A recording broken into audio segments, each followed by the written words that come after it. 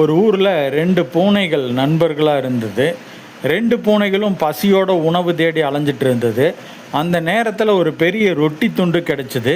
2 பூனைகளுமே அந்த ரொட்டி துண்டை பங்கு போட்டுக்கிறதுல சண்டை. அந்த வழியாக வந்த குரங்கு இந்த 2 பூனைகளோட சண்டையை பார்த்துட்டு, டேய் தம்பிகளா, சண்டை போடாதீங்கடா, என்ன பிரச்சனையாக இருந்தாலும் தீர்த்துக்கலாம்னு சொல்லி பக்கத்தில் வந்தது. உடனே இந்த 2 பூனைகளும் நடந்ததை குரங்கு கிட்ட சொல்லிச்சு.